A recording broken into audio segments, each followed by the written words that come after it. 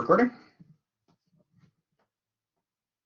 So today, I would like to go through 4.3, which is functions, and 4.4. I'm pretty sure I went through some examples for introduction to Python, and I believe I also went through a comparison between Reborg and how we approach certain commands and certain structures in Reborg and how they transferred very nicely over to Python, or syntax-based Python. And some of that will continue as we move forward. And some are going to have a slightly different syntax, but essentially do the same thing. So I'm going to demonstrate a couple of those, and I'll just open up a PyScripter window. Hopefully everybody's had a chance to download an integrated development environment and test it out and make sure it's working. Again, I recommend PyScripter because that's what I'm doing all my examples in, and it's just a very, very easy stripped down program to work in.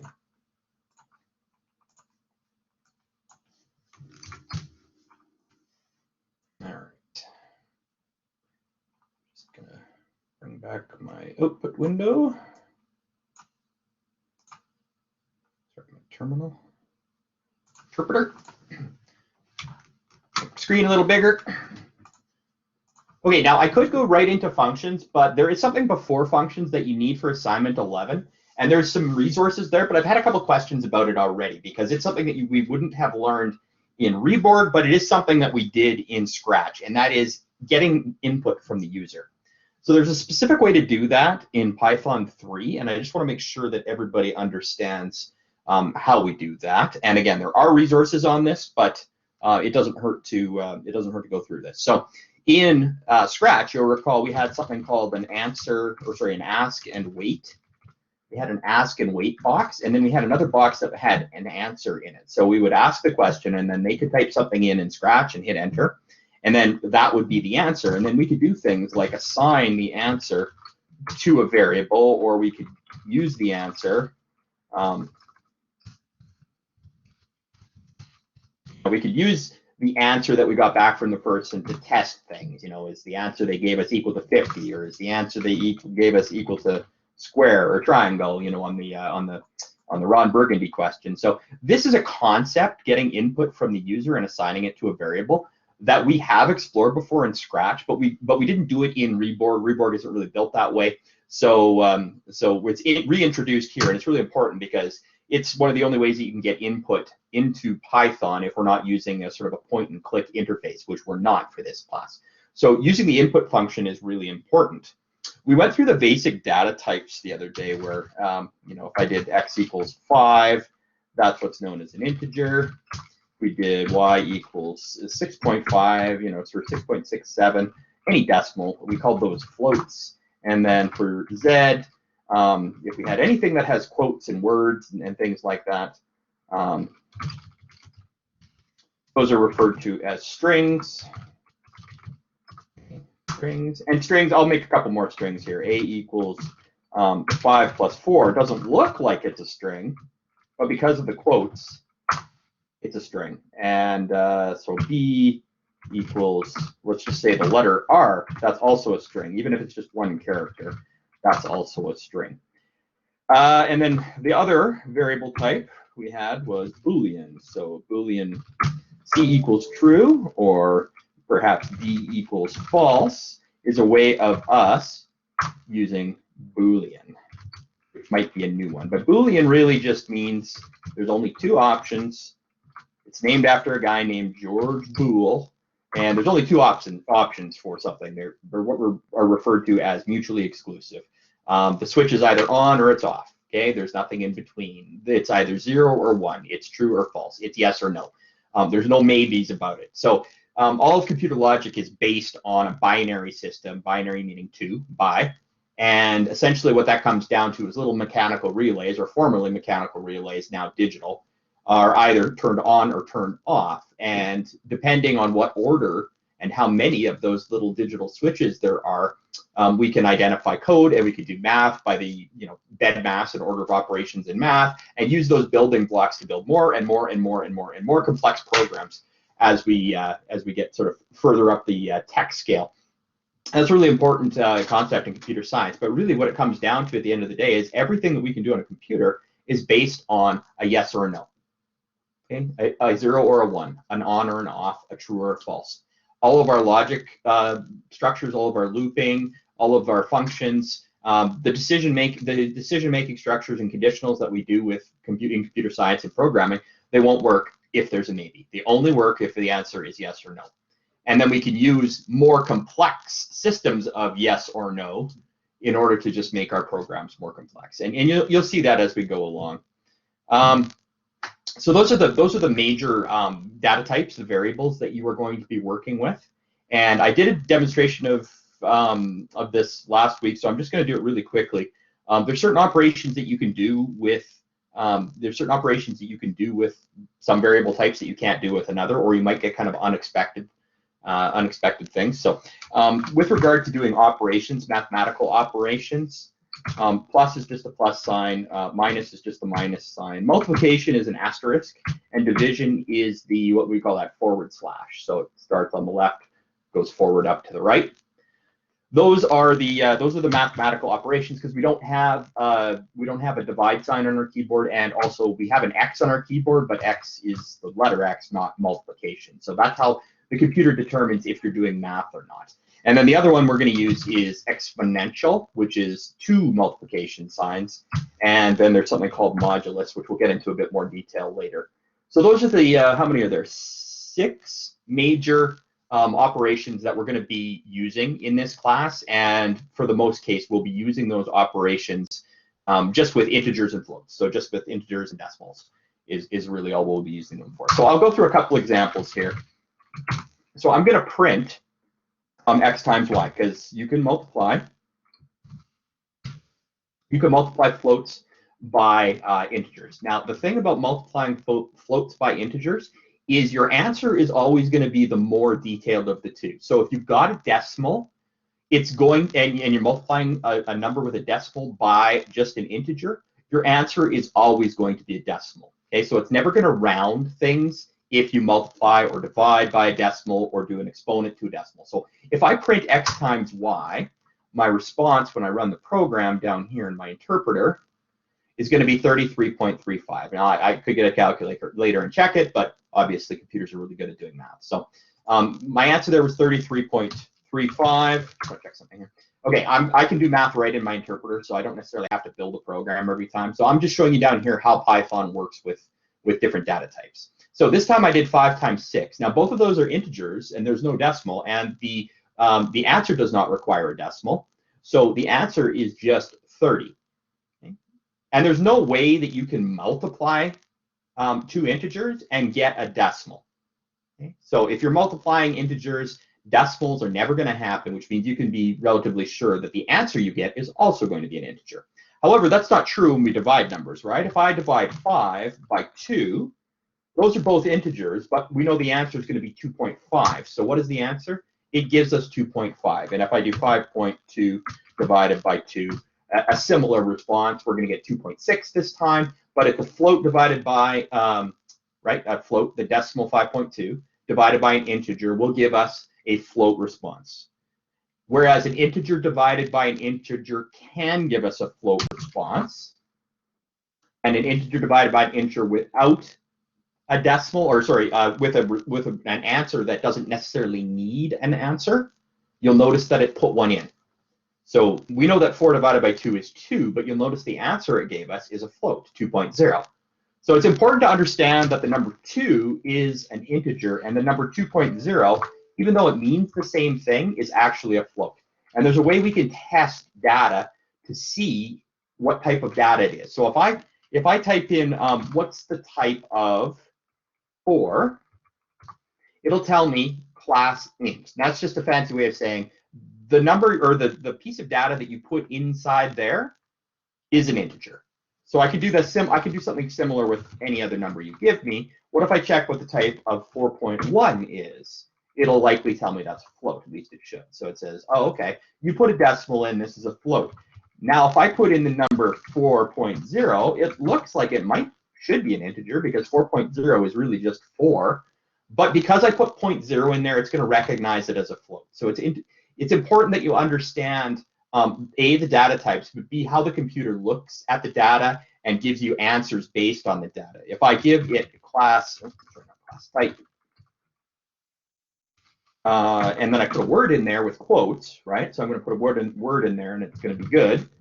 It should tell me that this is a string. It does. Okay, now what happens if I put good in there without the quotes? Error. Because if you don't have quotes, it doesn't think of it as a string. By the way, str is just short for string. It doesn't think of it as a string. It thinks that it's a variable name. So it thinks it's one of these up here, you know, where I've got x equals 5, y equals 6.67. It thinks that there should be a variable called good equals something else.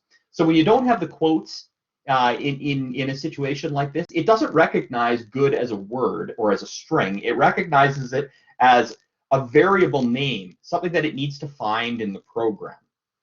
So that's an important concept there. And then, you know, similarly, I could find the type of true, which is kind of a special word. True and false, they're special Boolean words. So you can't make variables that are named true or anything like that. But when I ask what true is, oops, sorry, I ran the program again. What I meant to do is just hit enter. It says it's class bool, short for Boolean. So you can use type in order to tell you what the type of any variable is, and that can be useful if you're not getting results that you think you should be getting. Okay, I'm going to go back up to my program, and then I'm going to run my program. I'm going to show you how you can use the same sort of thing in your program. So I printed x times y the last time I ran this program.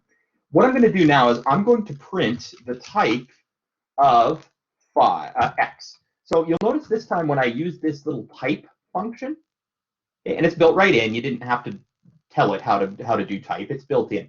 So you'll notice the last time that I did type function, I asked what the type of 5 was, or 4. I can't remember what it was. But when I run this program, it's going to say, the only thing it's going to say is class integer. And I put a hard-coded number in there. But I can also put a variable name in there. And this is just like when I put in the word good, it was looking for a variable. Well, this time if I put in x, no quotes, just x, it knows I'm looking for a variable. So what it does is it goes and sees, do we have any x variables? Oh, sure we do. And in this case, x equals 5. So what it's really asking here, what the computer's really processing is, I want to print, and then in brackets, the type, and then more brackets, of x. And it knows that x is equal to 5.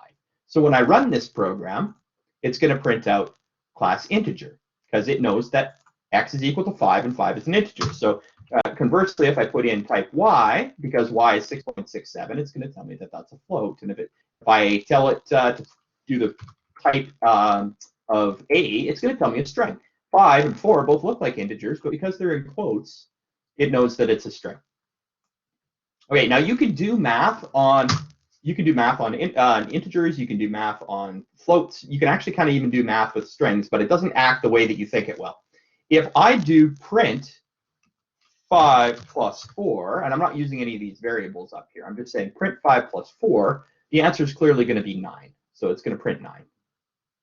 Okay. Now, if I do, in quotes, print 5 plus 4 in quotes, watch the result. The result is 54. And the reason for that is it's treating 5 inside quotes as essentially a word. So what a plus means when you're using strings is it just puts them back to back. So instead of reading as the number 5 plus the number 4 equals 9, it's reading it as, here's a word 5 and a plus sign, which means I'm going to put the other one right behind it. So I could do that with as many, I could also, do plus hi there. So now it'll do 54 hi there, because that's what the plus sign does with words or with strings. And if you wanted to have spaces, you just have to put spaces inside your quotes, and then it'll say 5, 4, hi there. So that's an important concept right there, is that you can use the plus to put strings together. It's called concatenation. Concatenate means to put together. But there's also different ways to do that, and probably better ways to do that we will explore later. You can use plus with strings, but you cannot use minus. So if I try to do 5, the word 5, minus 4, minus hi there, it's just going to give me an error. So you can do addition, but you can't do subtraction. You can also do multiplication, and this one's got a bit of an interesting result too. Because if I were to tell you You can't multiply two strings. Okay, so I can't do the word 5 times the word 5. Shouldn't do anything, give me an error. However, I can, oddly enough, multiply the word 5 or the string 5 by the integer 5. You'll notice I just manually put a 5 in there for the second one, or maybe I'll do it by 4, so they're different numbers. So I'm multiplying the word 5, the string 5, by the number 4, and it gives you a bit of an odd result. Okay, 5 times 4, if I just asked you in your head, what's 5 times 4? You'd say it's 20, right? So it looks like this might give us 20, but what it does when you multiply is it actually does it that many times. So it's going to write 5 4 times.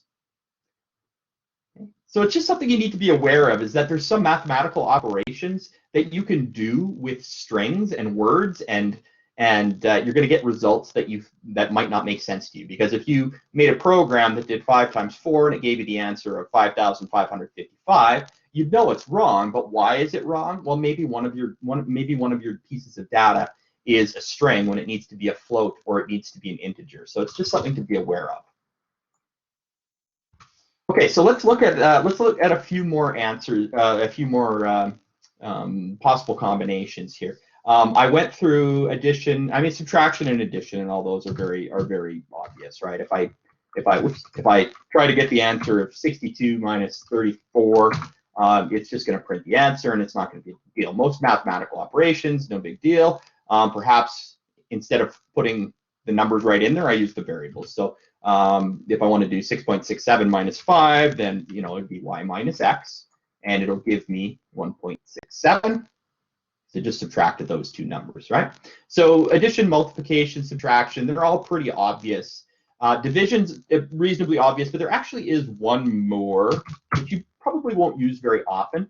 But you'll notice the 2 slashes. What that is integer division. So what this does is it cuts off the decimal portion. So if I do x divided by 2, well, x is 5, so 5 divided by 2 we know is 2.5, right? But watch what happens. So I get 2.5. Watch what happens if I put 2 of those slashes in instead of 1. I just get 2. Okay? And maybe I'll even take the x out. Maybe I'll just make it 5. I know that 5 divided by 2 is 2.5, so it makes sense that should round up. Okay? It makes sense that should round up to 3, right? Because anything 0.5 or higher, we would round up. It makes even less sense if I did something like 5.6 divided by 2, right? Is 5.6 divided, or sorry, 5.9 divided by 2 is going to give us 2.95. That's really close to 3. 2.95 is really close to 3. But if I use the double division, watch what happens. It's the same numbers. 5.9 divided by 2 is 2. So that's a really important concept, is when you use 2 of these, it doesn't round the number, it just chops off whatever decimal it is. Okay, so I could even put in a manual, what's pi, 3.141596258, I think. And then let's divide that by 1. But let's use the 2 division signs. Okay? And you'll notice that it just says it's 3. Okay. Whereas if I put in 3.94, that should round to 4 if we're going to be rounding, but it still puts in 3. So it's very important. If you ever come into the situation where you need to round everything down, okay, that's when you use the double division sign. Otherwise, you use the single division sign, and it should give you the full decimal float answer. Quick example of how we use exponentiation or powers. So instead of doing the little superscript to the power of 2, because you don't have the little superscript option, you just use 2 asterisks, so 2 multiplications. So if I wanted to do 5 to the power of 2, which we know is 25, x to the power of 2 should give us 25. And you'll notice it gave us an integer, right? But what if I do a power of a float? Okay, I think you can probably predict that because it's a decimal to start with, and because the answer is a decimal, it's going to give you a float response. So 6.67 to the power of 2, and it doesn't have to be squared, right? I could do cubed. Or I could do, this would be a really big number, but maybe I do it to the power of like 34 or something like that. That should be quite a big number, right? Okay. So it actually gave me the mathematical notation, 1.04 times 10 to the power of 28. So it gave me, it's a number so big that it has to represent it in terms of a mathematical scientific notation. I took it down to the power of 12, and now we got a number. I don't know what that is, 775 million or 775 billion or something like that. But once your numbers get to a certain point, it starts putting them in this mathematical notation, which you may or may not have seen in your science class, likely you have. So that's exponentiation. There are different ways to do that, but that's an easy way to do exponentiation. And the other one that's quite important is modulus. Now, I made a separate video and separate examples of what modulus is, because it's likely a new concept for you, and you need it for programming. Okay? It's something that you may not be introduced to anywhere else in your high school math, but you need it for programming. You need to have a very strong understanding of what modulus is, which is why I put in multiple examples of it and videos of it and whatnot. And if you don't get it, you still just ask me questions and I will help you with it. But if you're watching the video resources, you're going to see a lot on modulus early on, because it's very, very important for us in determining dollar figures. It's also very important for us in determining, mostly for determining if input is an even number or an odd number, which doesn't sound like it's a really big deal, but it can be in programming. So using modulus and knowing what that means is an important concept, but I'm not going to go through it here because I have videos designed for it. Okay, so those are the major structures you're going to need mathematically. And the other thing you need to know is that your computer does the math according to BEDMAS. Okay, the only difference is when you're doing your math, you're not going to be using these square brackets, and you're not going to be using these braces, because those mean something different in terms of, let's get a little closer here so you can see what I mean there. Because these mean something different in terms of programming. So when you're putting brackets in for mathematical purposes, everything's got to be the round brackets, which makes it look a little ugly sometimes, but that's the way it is. Now, it's important to understand that the only things that are printed are things that are between these two brackets. So these two brackets are part of the print function, and we're used to that from Rebor, because all of our functions had the two brackets after it. However, what you're not used to is the fact that when we need to print something, it's got to go inside those brackets. So when I print here inside the brackets, it prints here. If I try to print something outside the brackets, okay, it won't work. Okay, it'll just give you an error. So it's important to remember your print brackets. And then, so if I'm going to be doing math inside, I've already got one set of brackets that's not even related to the math, it's related to the print. But for instance, let's say we did some mathematics, like 3 minus 5 times 4.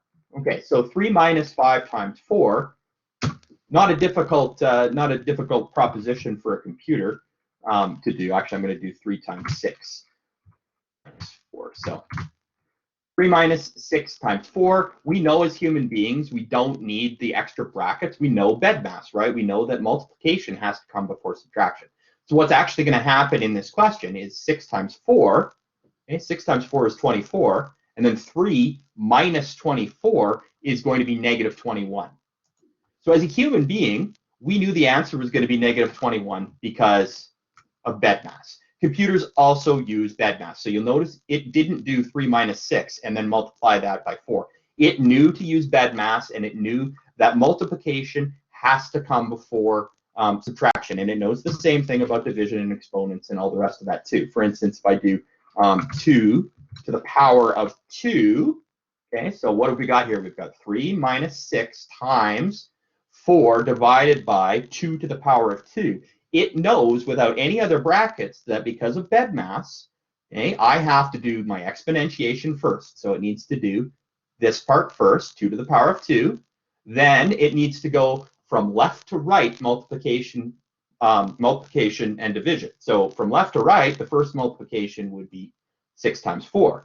So after it did that, then it would do 4 divided by whatever our answer was from the exponentiation. And then as a final step, it would do the subtraction. So I've got subtraction, multiplication, division, and exponentiation in here, but your computer still follows BEDMAS, and you'll still get the proper answer, which in this case is negative 3. And let's just see if that checks out. What's 4 squared? 4 squared is 4. What is 6 times 4? It's 24. What's 24 divided by 4? 24 divided by 4 is 6, and then 3 minus 6 is -3. So we got the same answer that we would have gotten if we'd scratched it on paper and known our BEDMAS. But because it knows BEDMAS, we can also put in extra brackets so that it does what we want it to do in order. So for instance, if we wanted to do 3 minus 6 and then divide by, and then multiply by 4, instead of doing the 6 times 4 first, we can put extra brackets in. We can say, here's brackets for the 3 minus 6. So it sees the brackets and it knows, well, I've got to do this first because of BEDMAS. So now it'll do 3 minus 6 to get -3, and then -3 times 4 to get -12. So you can put brackets in, okay, and it will have the same, it will make the same difference in your answer as it would be if you put brackets in when you were writing it on paper. Okay? It knows that 3 minus 6 times 4 is not the same as brackets 3 minus 6 and bracket times 4. So computers always use BEDMAS, and they do it automatically. Okay? And if you need to put in multiple sets of brackets, okay, let's say we've got something like this and you need multiple sets of brackets, you have to put in all round brackets. So let's say we need to do the 3 minus 6 first. You have to put more round brackets in there, right? And let's say that you wanted to do 4 plus 3. And then you wanted to take the answer to that 4 plus 3 and add it to 2. I know that you don't really need the brackets for this, but you have to use all round brackets is the point here. So you may see, 4 brackets in a row sometimes. The nice thing about PyScript, or in most good IDEs, is you can click on one bracket and it'll show you the other one in the same color. So because I clicked on this bracket, it said the closest end bracket to this one is the one right behind the 6. And if I click on this bracket, it's saying this is part of the print bracket. See where the far end of it is right there? And if I click on this bracket, it's saying we think the end of this bracket is right there. So you can click on any one of the brackets and it'll kind of try to show you what that bracket is related to. And if you have an extra bracket in there that you didn't need, it gives you an error and it tries to tell you that one of these brackets is not like the other. And when I click on this last one, you'll see it's red instead of blue. That's its way of saying, hey, that bracket you just clicked on, we think that's the one that doesn't belong. So if you get rid of that, things will work again. So that's BEDMAS. That's BEDMAS using floats and integers in your programs in Python, and an understanding, hopefully the understanding that computers are very good at math. They do it very quickly, and they follow the same rules for math that humans do. They're just way better at it.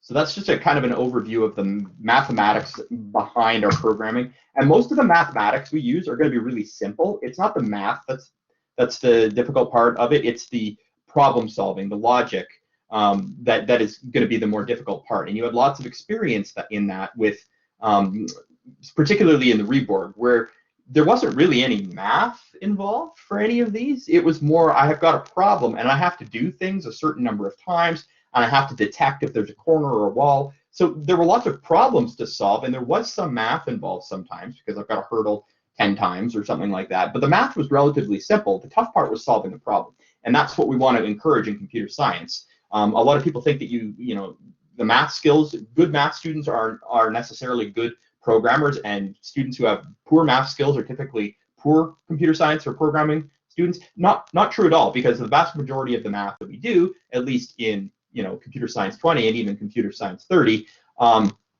is the math that we use is not particularly complex. Some of it may be new, like things like modulus and whatnot, but it's not higher level, solving equations and graphing and inequalities and things like that with big numbers. It's generally the logic required to solve the problems that takes the longest. So that covers mathematics. Now, I kind of started this whole discussion about data types, and one thing that you need to know before you start taking input from users is how to change data types to other data types, and it's called casting. And I've also got videos and links about this. Make sure you watch them. Make sure you read the materials. Okay. So casting. This is just like casting a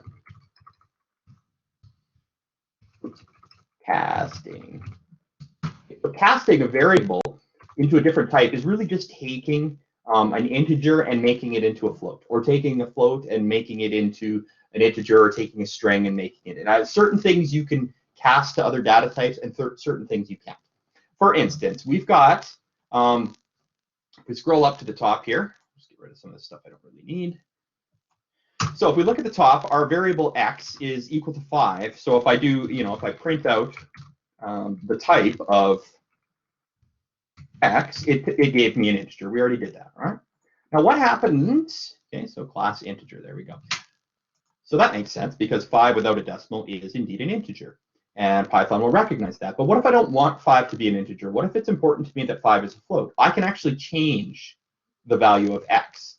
Okay, so what I can do is I can say x is equal to, I can put whatever I want in here. I can put x is equal to 4 or 3 or 6.3 or the word high. But I can also change it. So if I say x used to be 5, but now I want to make it something else.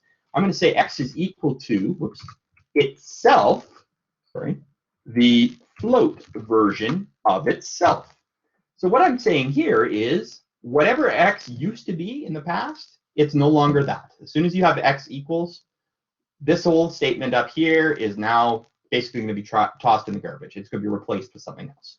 So instead of x equaling 5, we're going to have x equal the float version of itself. So in this case, 5. So if x is equal to the float version of 5, what it really is, it's really going to be 5.0. So if I just print out x now, it's going to print 5.0. More, if I print the type of x now, it's going to be a float. So let's just run the program. And you're going to see class integer, then you're going to see 5.0, and you're going to see class float. And what I'll actually do up here is I'll print x one more time. So it's important to understand what's happening here because it's all happening in a row and it's happening in a logical progression. And using my step-by-step debugging to demonstrate that will probably be helpful. So I'm going to use step-by-step debugging, which is F7 in PyScripter. And I'm going to bring up my little variables tab here. As we went through this in quite a fair bit of detail the last time that we did a live session. So I'm going to run this program and step through step by step. You can see with the blue what is running right now.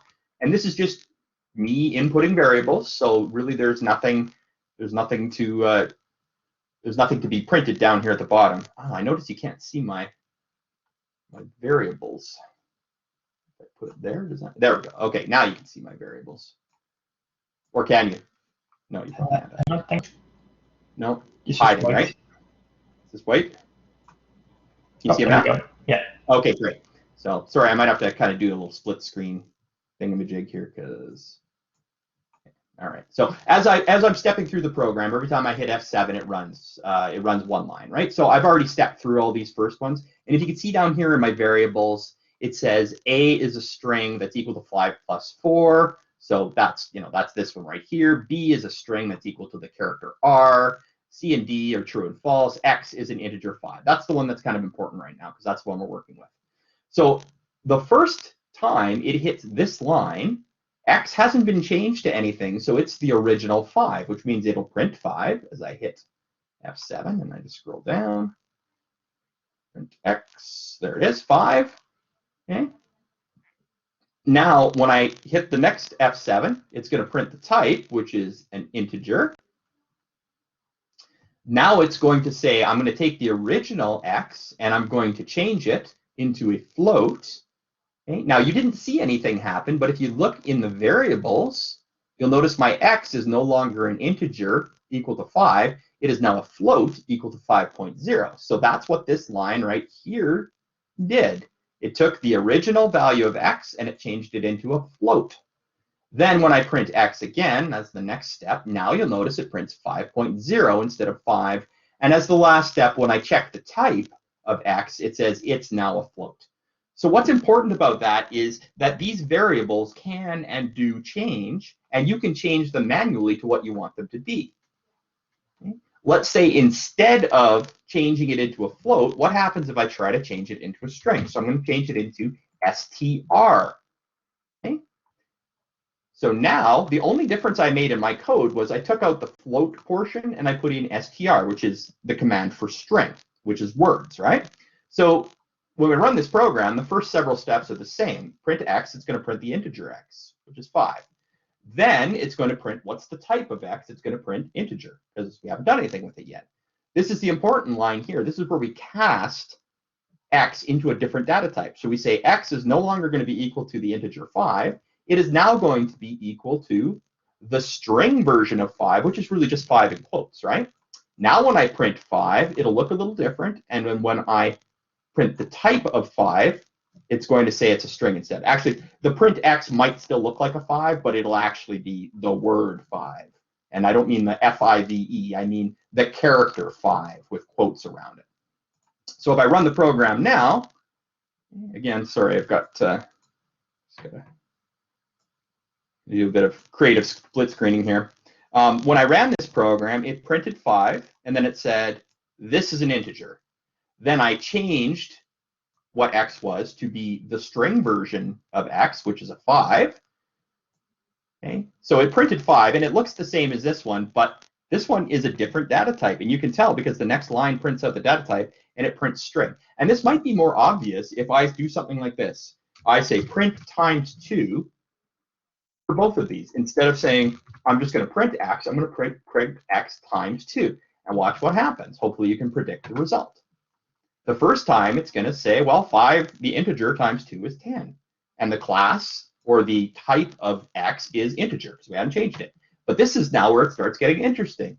So I changed x from an integer 5 to a string 5, which means, just quotes and then the number 5. And now when I try to multiply it by 2, it says, well, when I'm trying to multiply words, I don't do mathematical multiplication with them. I just list it as many times as it gets multiplied. So instead of doing 5 times the integer 2, it says, I'm going to take the word 5, the character 5 rather, and I'm going to write it twice. And if I were to say times 10, it would write the 5 10 times. And then at the end, obviously, it says your type now is a string instead of, now it says that your type is a string instead of an integer. And you'll notice when I multiplied it by 10, it didn't give me 50. 5 times 10 by the integer times the integer 10 would just be 50. And I can demonstrate that easily enough by just putting times 10 up here. So 5 times 10 is 50. But as soon as you change it from the integer 5 or the float 5 into the character 5 or the word 5, now that times 10 means write it 10 times as opposed to do math with it. So that's important that you can cast numbers as strings and you can cast strings as number. And I'll show you why this is really important with the input statement. The reason I went through all of this is because you're going to be taking input from your users, okay? And you're going to need to do math with things, and you're going to need to use them as words. So it's important that when you decide what you need to get from a user, that it's in the right form that you can do math with it. Let's say, for instance, we want to get 2 integers from the user. So we're going to ask them, give us an integer, and then we're going to ask them again, give me another integer, and we want to add those integers. We need what they put in to be numbers, integers, and we need the computer to recognize that they're integers. And the default for the input statements is not integer. So that's why this is important, okay? So I'm going to create 2 variables. So the first one I'm going to create is number 1. And I'm going to set number 1 equal to, and here's the important part, input. It's a built-in function. So it's input, bracket, and then you type in what you want them to see. So this is known as the prompt. What is the question you want to ask them, or what is it you want to tell them? And I'm just going to tell them, in quotes, please enter an integer. That's it. That's my entire input statement. Now watch what happens when I say print num1. What's going to happen is it's going to say, there's only 2 lines in this program. It's going to say, okay, I'm going to create a variable, and I'm going to set that variable equal to whatever they type in. And then I'm going to print whatever that variable was. So when we run it, only 2 things happen. The first thing that happens is it asks me. It says, please enter an integer, because that's the prompt I gave. Okay, well, I'll say, all right, that's fine. 45. 45 is an integer, no decimals. Now watch what happens when I say print it. it looks like my program worked. I asked for an integer, I typed in an integer, and it printed an integer. But what you didn't see and what is happening is that it took in what you think was a number, but the default for input is string. So the default, if you change nothing else, no matter what you type in, it's going to be a word or a series of letters and characters, not things you can do math with. And we can demonstrate that quite easily by, instead of printing the variable or printing whatever number 1 is, let's print it times 10. Because if I put in an integer, or at least what I think is an integer, and then it does the math with it and the math is correct, we'll know it's working.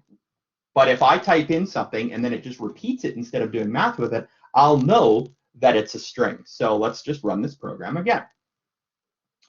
Okay, please enter an integer. I will enter 5.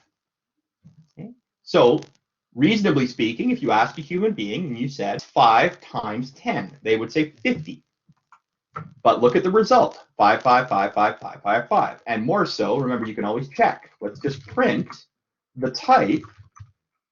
And what's the data type of num1, my variable? And it's going to tell me it's a string. Okay, now I kind of proved it to myself by showing that whatever I typed in was repeated as opposed to multiplied by the integer 10, but I can also prove it to myself by using this. So if I print that, you'll notice it says at the end, we think that whatever's stored in num1 is a string.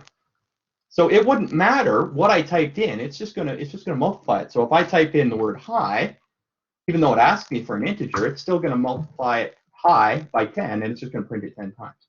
So the important part of that is your input by default is a string. So if you need to get numbers that you need to do math with, you need to be careful that you're casting the input into the type you want. And sometimes that's a float, and sometimes that's an integer. In this case, I want to get an integer. So num1, instead of saying just the input, I'm going to put int and then a bracket around the whole thing. And what this means, and what this means is whatever is the result of this whole chunk right there, whatever the result of that is something that's going to be made into an integer, so that now I can do math with it. So I basically took, everything works from the inside out brackets. Okay? Inside out. So the innermost chunk of brackets says I'm going to get something from the user, and I'm going to tell them I'd like an integer. Then we go one more set of brackets, and then you're telling the computer, I'm going to take whatever they typed in, and I'm going to make it an integer. Okay? And then you go further out, and it's basically I'm assigning whatever that value is to num1. Now, when I do my print statement, and I print num1, it will print. If I put in 5, it'll print 5. But now, watch what happens if I print num1 and then try to do some math with it, like times 10. And then I'll check the data type as well. So I'll print after that. Printing is how you get your output down here in your either console or interpreter, it's called. And it's often helpful for demonstrating processes and also for you to test your program along with debugging. So right now I'm kind of just debugging. I'm just using my printout screen for it instead of the step-by-step. So I printed out num1 times 10, and now I'm going to print out the type. What's the type of num1? Getting your brackets right is probably the thing you need to get used to. If you miss a bracket, it'll give you either errors or unanticipated results. Okay, now what will we expect to happen here? Okay, well, it obviously runs the program from top to bottom. So it's going to say there's going to be a variable. We're going to call the variable number1, and what is going to be contained in that variable? Okay, the variable is just a memory space on your computer somewhere. What it's going to contain is the integer version of whatever they type in. And I'm going to tell you right now, I'm typing in 5. So what that first line says is num1 is going to be equal to the integer of 5, or the integer version of the character 5. So it's going to be actually the number 5. Then I'm going to print that, so it's just going to print 5. Then I'm going to print 5 times 10, the number 5, the integer 5 times 10, so it should print 50. And then after that, it's going to print what's the type of integer 5. Well, it's an integer, so it should type integer. So that's what we predict will happen. Hopefully that is what happens. Okay, so enter an integer 5. Okay, So now it says, as we predicted, it printed 5. And then it printed actual math. 5 times 10 is 50. And then it told us, because we just were doing a double or triple check after the fact, that yes, indeed, num1, as the user entered it, is an integer. I can very easily change this to float. So now instead of just being an integer, it's going to have a decimal. So I can change it instead of int to be float and run the program again. This time when it asks me for an integer, I'm going to put in 45. I didn't put any decimals in. I just put in 45. Right now, that's the word 45. The character is 4 and 5. Okay, but because we're telling it to be a float, when I type in 45, it's going to print out 45.0 because a float is a decimal. All floats are decimals. Then it did the math and it said 45.0 times 10 is 450.0 because it still has to be a float. And then at the end, it said your class is a float. Okay, or your data type is a float. Why? Because I told it to be. Up here, I told it to be a float. Now this, you can run into some troubles with this. Now here's an example of something that will not work. Okay, that's why you've got to be very specific with your prompts, where I say, please enter an integer. Okay, this is going to break if I do something like this. Okay, if I ask the question and say, hey, please enter an integer, and they enter hello, that works with integers because, that works with multiplication. If I'm trying to multiply a word by a number, it just prints it that many times. That doesn't work when you try to change it to a float. Okay, so it's not going to know what to do. It's not going to know, how do I turn hello into a number with a decimal? And it's probably going to break. And it does, right? So what it's saying right here is value error could not convert a string to a float. Now you're starting to understand this computer talk a little bit in the vocabulary. And that means exactly what it says there. I can't take the word hello and change it to a decimal. I'm a computer. Okay, I don't know what to do. Okay? And you're a human being. You don't know what to do too. Mr. Stridham, turn hello into a decimal. If I just walked up to you and said that on the street, what would you say to me? Is there a way you can use a calculator to write hello? Turn it up to hello. He's just being difficult. He knows darn well if some stranger walked up to him in the street and said, take the word alligator and tell me what the decimal version of alligator is, you'd think that this is a trick question or there's some very complex mathematics involved, but you'd be, you'd be just as clueless. You're like, well, I can't turn that into a decimal. That's a word. So the computer's the same way, right? So if you start getting errors when you're casting things, it might be because there's just simply no way to do it. And it would be the same thing if I tried to find the integer version of a word. So let's say now I'm asking enter an integer, but what if I type in hello again? What's the integer version of a word? Same result. I can't turn. Now it gives you a slightly more cryptic message, and that's okay that you don't understand what that means. But it was essentially the same thing as trying to turn it into a decimal. It's a word, hello. I don't know. I'm a computer. I don't know how to turn a word into an integer. So certain things you can cast to a different data type, and certain things you cannot cast to a data type. So it's easy to take keyboard, somebody who types in a number, okay? It's easy for the computer to say, that's something that I can take and turn into an integer. Okay? And it's easy for the computer to say, oops, sorry, I forgot to change this to float. It's easy for a computer to do the same thing with a float. If you're looking for a float from the user and they type in 25.3, okay, it's easy for the computer to determine, oh, okay, they typed in the word 25.2 and they told it to be a float. I can do that. What I can't do is take the word hello with like letters and figure out how to turn that into a decimal. So some things you could convert and cast to a different data type, and some things you can't. Why is this important to you? Because for a lot of your programs, you're going to be asking for things from the user that you're doing math on. For instance, one of your programs is to ask for a number, ask for a float from the user, and then provide the square of that. Well, you should probably be able to do that right now. I'll just slightly change that program and say, here's the goal. You're going to get 2 numbers from the user, and then you're going to display the addition of those numbers. Okay. So I've got number one, num1 equals, let's say float, enter, let's say integer actually. Okay, so I'll make this an integer. Please enter an integer. Okay, and then I'm going to, then I'm just going to copy and paste this line because why would I type it all out again? And change it slightly. Whoops. Okay, so now I want to get two numbers, right? So I'll also get another number num2. And then this time, instead of saying please enter an integer, I'll say please enter another integer. Okay. So the computer is going to give me an opportunity to type in one integer, and then right away it's going to give me an opportunity to type in another integer, and it saved those. And now I can print out. Okay, so now I can print out what's the result. Well, num1, whatever we type in for num1 plus num2.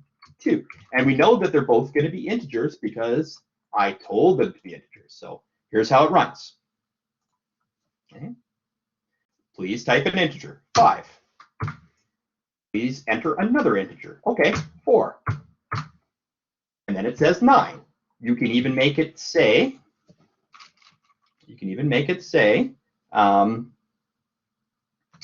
let's just say the addition of your numbers is, and then if you use a comma, we'll put a space, and then you can use different data types. So in my print statement, I've actually got two different data types. I've got this, which is text, a string, and then comma. Comma is just a way to concatenate, to add things together in one big sentence instead of having a bunch of different print statements. So it's going to use the string and say the addition of your numbers is, and then it's going to do this, and then it's going to do, first number plus second number, and it's going to put the answer.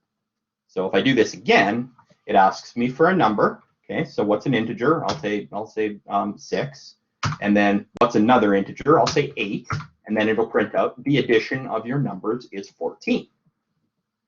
That pretty much tells you what to do for one of the programs you need in assignment number 11. The only difference is I think you have to tell them what the square is instead of telling them what the addition is. Okay. The important part of all of that was the problem required that you get 2 integers from the user. Okay. So if you don't know how to change what the person typed into an integer, you can't do that question. You can't make that program. And if it needed to be a float, it would be the same thing. Like, let's say I needed to get 2 floats. So instead of enter an integer, I might say, I'll use regular person English and say, give me a decimal, and then give me another decimal. Okay, if I try to run this program without the floats, it's not going to work. So if I say, what's one decimal? 5.6. What's another decimal? 1.1. It says the addition of your numbers is roughly 6.7. So that worked fine. But because I needed decimals, I needed to take in decimals, I needed to make sure that I took whatever the user typed in and changed it into a decimal. If I try to do the same thing with integers, if I forget to change these into decimals and I do it as integers, we're going to get trouble, right? So it says enter a decimal, so I'm entering a decimal. And then my program breaks. Why did my program break? I told it to enter a decimal. I told the person to enter a decimal. Well, the program broke because you told them to enter a decimal, but then you told the computer you should make that an integer. And the computer says, no. The computer says, no, they gave me a decimal. So you should be changing that to a decimal, not to an integer. Now, the cool thing is you can change, the computer is really good at changing integers into floats. The computer is not good at changing floats into integers. So you'd think it would be better at that, but it's just not programmed that way. So it's almost always better to cast user input as a float than it is as an integer. Okay, you will run into far fewer problems if you use float over integer. Okay? You don't need, you never need to put str in front of these because the default is str. Okay? So no matter if you don't put anything except the input statement in, it assumes it's going to be a string. It assumes it's going to be words and characters. Okay? If you put an int in, it will try to change it to an integer. But if anyone puts a decimal into it or a word into it or something like that, it's going to break. Which is why most of the time when you're taking in numbers, you try to take in a float. Because if they put in an integer, it'll work. If they put in a decimal, it'll work. It'll still break if they try to put in the word hello. but I'll just demonstrate that quickly here. Okay, it's asking for a decimal. Okay, but if I put in a decimal, if I just put in 5 for my first one, and then for my second one, I do put in a decimal, you'll notice that it was able to take both of those inputs and make them floats. So it was able to take an integer and make it a float. It was able to take a float and just keep it a float. Okay, but if we had that the other way around, and I said, give me integers, and you gave me a decimal, my program would just break. So that's why you end up using float more often. And again, just to demonstrate the default, I'll just say word1 equals input in anything. And what it's going to do here is it doesn't matter what I type in, it's going to treat it like a word. So you notice I didn't put anything out in front. I didn't put int, and then I didn't try to cast the input as anything, because I know if I want this to be words, that strings are the default. So whatever I type in here, it doesn't matter. It's just going to treat it like a word. So I can type in ASDF. I should print it though. Print word. Oops.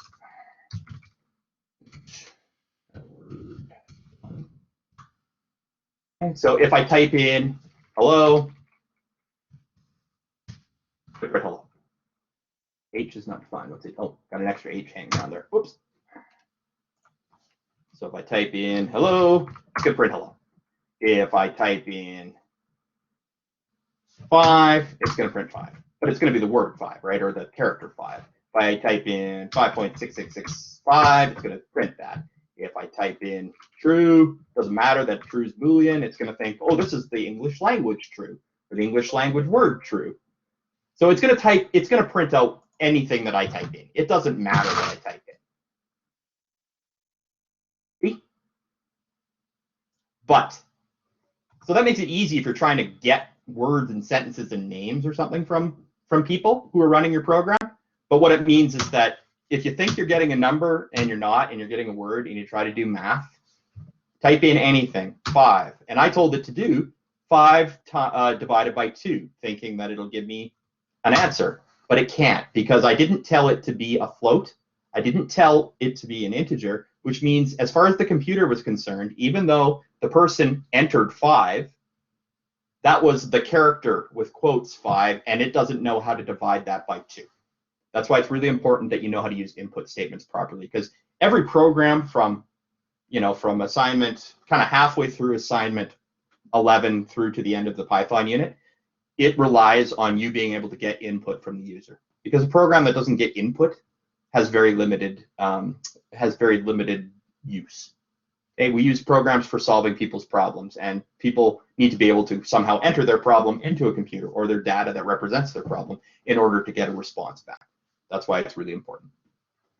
So I think that's probably good enough for today. That's been about an hour. I wanted to get a little bit more into functions and fruitful functions, but that's today's learning. And they are really, really important that you understand the difference. And I've tried to demonstrate it and emphasize that in every single video and session. 4.3, 4.4, and 4.5 are absolutely essential learning. And actually 4.6 and 4.7 are really important too. That's just kind of me saying, hey, everything I've told you that you need to learn in this class is super important. But it really is. If you don't understand any one of those 5 principles of programming, if you don't understand how to get input and how to give output, okay, which we demonstrated today, input, getting input, output, printing it out down here. If you don't understand how to build and use a function, we used functions. Okay? The input is a function, print is a function. It's a built-in one, like turn left for reboard, but we haven't built any yet. If you can't use conditional statements, if statements, okay, which we didn't do today, but we will, or looping using while or a for statement, which we just touched on, or if you can't. What's the last one I'm missing here? Input, output, conditionals, looping, functions.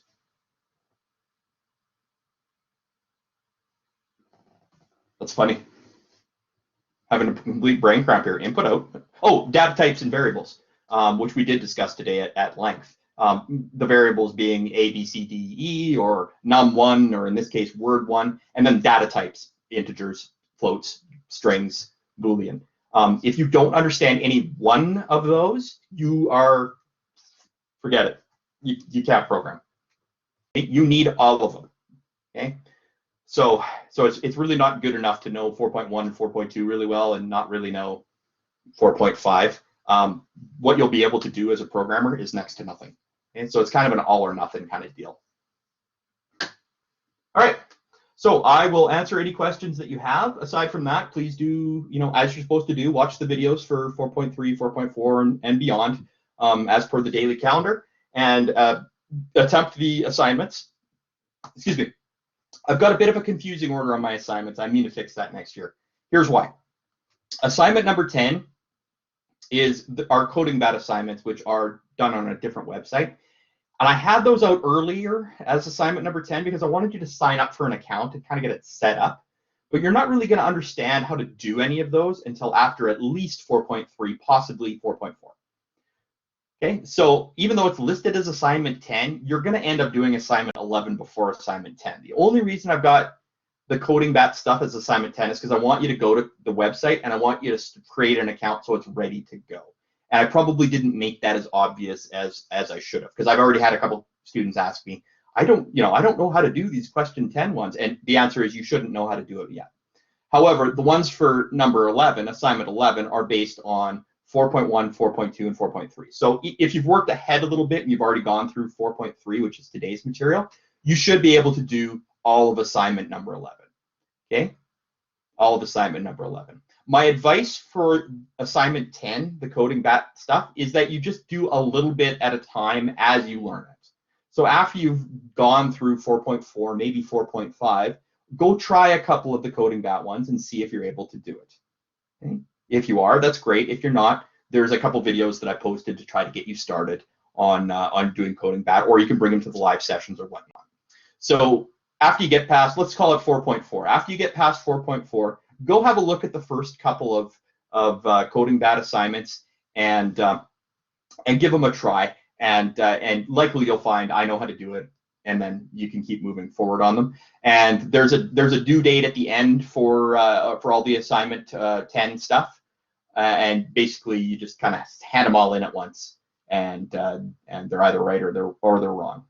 But in the meantime, you will have handed in assignment 11, and you'll likely have handed in assignment 12. You might even have handed in assignment 13. I just got to check my calendar here.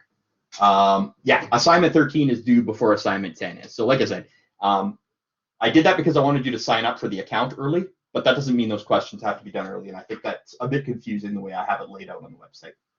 The last thing I want to draw attention to is, and that I pointed to a couple times for students, is the can you see my screen or can you see my program? It's on program. Okay, so now I need to shift this to screen. Right, there we go.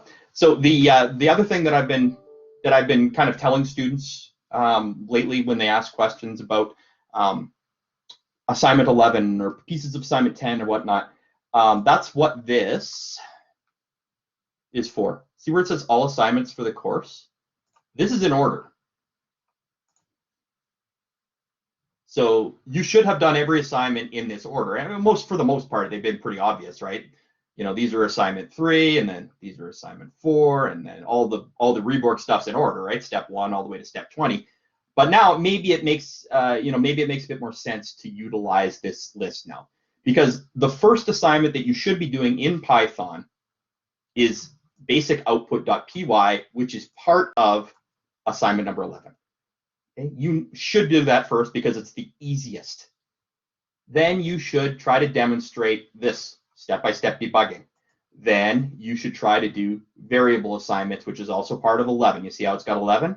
And then the squared nums that I referred to, and then compute paycheck. And then the last part of assignment 11 you should be tackling is bill coin calculator, because if you try to tackle that one first, you're probably going to get frustrated because it's the toughest one in the assignment. That's why it's last. Okay. Then I've got complete hello name as a coding bat and complete squirrel play. The reason that I've got those out early is because usually I go through those in a live session. So that might be something we do in a live session just so I can introduce you to it. And then you'll notice all of these are from assignment 12, and then we've got another coding bat, and then more from assignment 12, and then some coding bat, and then assignment 13, and lots of coding bat, and then the two toughest projects in the course are right there. And then the last two things are not programs, they're offline things. So generally speaking, this is a good order to do things in if you want, okay? And it's actually not a bad idea. If you want, just take the initial couple of coding, say the first 3 coding bat exercises here, and then just bring those down to this chunk right here. Okay? So don't be afraid. In fact, probably not a bad idea at all to do all of assignment 11 and probably half of assignment 12 before you even look at your first coding bat assignment. It kind of looks like my screen's frozen. Can you guys still hear me? We can still hear you. Okay. Does that make sense? And I will introduce coding bat probably our next session just to get everybody kind of logged in, see what it looks like, and then maybe do the first 1 or 2 together. So that means Thursday session. If you're a little bit leery about coding bat and you had to look at it and you're not quite sure, that would be a good one to attend. That's probably enough for today. It might even be a bit too much for today, but what are we at, an hour 8 minutes? That's all right. Any questions? Taylor, I promised I would stay and help you with that one, but is there anything else related to what I talked about today or demonstrated that's causing any confusion?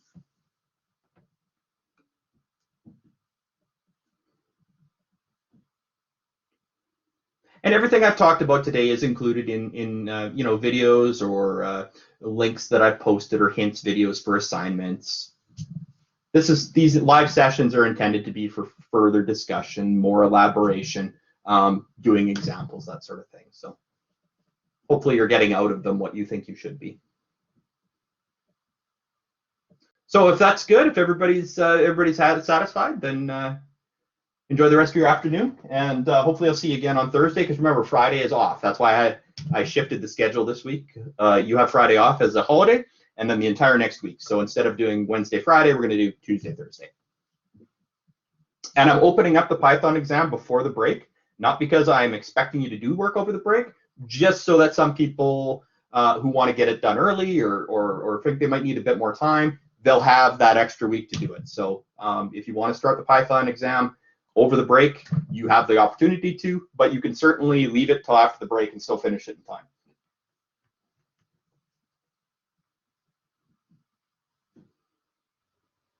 See you on Thursday. See you on Thursday. Yeah.